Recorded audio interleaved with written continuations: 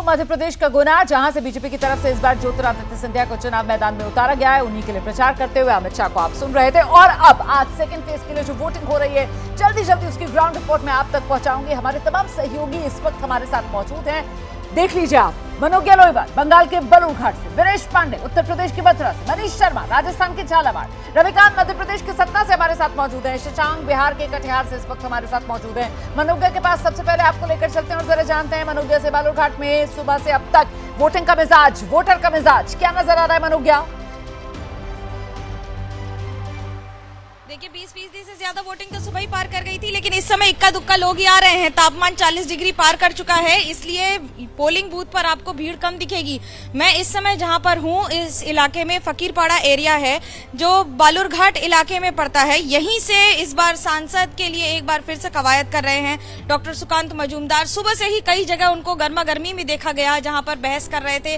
कहीं पर कह रहे थे कि पुलिस वालों को रद्द कर देंगे उनकी नौकरी, तो कहीं पर नाराजगी जता रहे थे। तो अभी वहीं दूसरी और रायगंज की सीट पर भले ही शांतिपूर्ण चुनाव हो, जहां से कृष्ण कल्याणी है इस समय तृणमूल कांग्रेस के इस बार उम्मीदवार हैं, लेकिन राजू बिस्ता सुबह से ही दार्जिलिंग में जगह जगह घूम रहे हैं अपना वर्चस्व बरकरार रखने के लिए। बड़ा दिलचस्प है मुकाबला इस बार, लेकिन इस बार हर तरफ देखने के लिए मिल रहा है। उत्तर प्रदेश मथुरा सीट, जहां से एक बार फिर बीजेपी की तरफ से हेमा मालिनी पर दाव खेला गया है। 2014-2019 में जीतने के बाद बॉलीवुड की ड्रीम गर्ल राजनीति में क्या हैट्रिक लगाने का सपना पूरा कर पाएंगी? इसी सवाल के साथ आपको सीधे लेकर चलेंगे हमारे सहयोगी वीरेश पांडे इस वक्त हमारे साथ मौजूद है उत्तर प्रदेश के मथुरा से। लेकिन उससे पहले जरा ये तस्वीर जो मैं आपको दिखा रही हूं, प्रधानमंत्री नरेंद्र मोदी आज बंगाल मालदा में चुनावी सभा करने के लिए जिस समय पहुंचे थे, उस वक्त की ये तस्वीरें हैं। और जरा यहाँ उत्साह देखिए मालदा के लोगों में, किस तरीके से प्रधानमंत्री नरेंद्र मोदी का अभिवादन करने के लिए, उनका स्वागत करने के लिए यहाँ पर सैकड़ों की तादाद में बीजेपी कार्यकर्ता उमड़ पड़े। पार्टी के झंडे हाथ में लेकर प्रधानमंत्री नरेंद्र मोदी के नाम का जयकारा लगाते हुए यहां पर हुजूम बीजेपी कार्यकर्ताओं का मालदा में आज नजर आया। अब चलते हैं आपको उत्तर प्रदेश, वीरेश।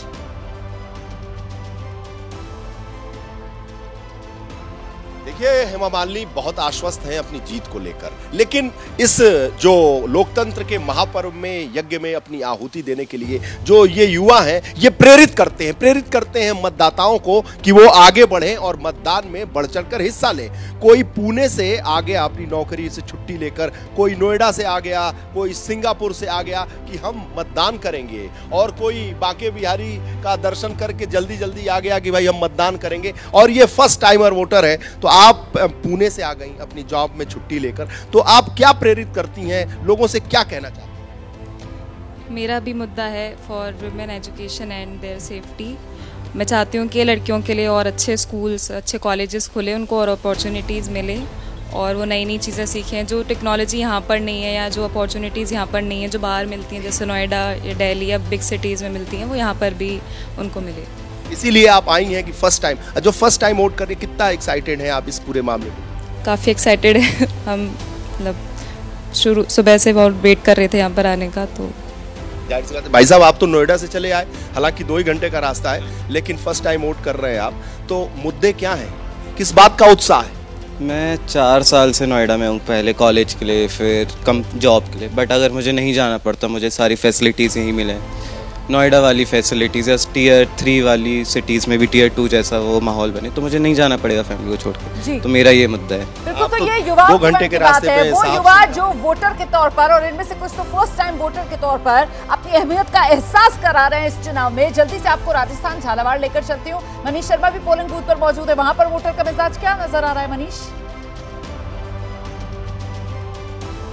रोमन, बिल्कुल यूँ कहा जा सकता है कि पहले चरण में जो कम वोटिंग हुई थी, लेकिन लगता है कि दूसरे चरण में लोग बाहर निकल रहे हैं। तेज़ गर्मी है, दोपहर का वक्त है, बावजूद उसके अगर आप देखें बुजुर्ग, महिलाएं, ये तमाम लोग हैं। हम इनसे बात करते हैं, आपकी उम्र कितनी होगी? 82। आप वोट के लिए दोपहर के वक्त आए, क्या सोच कर आए? क्या सोचे? वोट देना जी। किस मुद्दे पर? मुद्दा क्या था? मुद्दा क्या है, जो आजकल बर्निंग टॉपिक्स हैं वो हैं, और क्या आज जो बर्निंग टॉपिक्स हैं, आप क्या चाहते हैं, सांसद कैसा हो? मैं जितनी सुविधा जो दी है वो कम है। हाँ। आप बताएं, आपने भी वोट किया? जी। तो कितनी उम्र है आपकी? 75 साल। अच्छा, आप लोग बताएं, आप लोगों ने किस मुद्दे पे वोट किया? हमने शांति सदभावना से वोट दिया। देश में जिस हिसाब से नफरतें फैल रही है, वो हम नहीं चाहते हैं, वो नहीं चाहते। महंगाई, बेरोजगारी और असमानता के मुद्दों पे हमने वोट किया। तो रोमाना आप देख सकते हैं, लोग ये मानते हैं कि महंगाई है जी। और लोगों के बीच में जिस प्रकार से नफरत बढ़ रही है उसको रोकने के लिए, तो ऐसी बिल्कुल ऐसी स्थिति मुद्दे में हैं जो तमाम लोग वोटर को दोपहर खींच कर पोलिंग बूथ तक लेकर आ रहे हैं।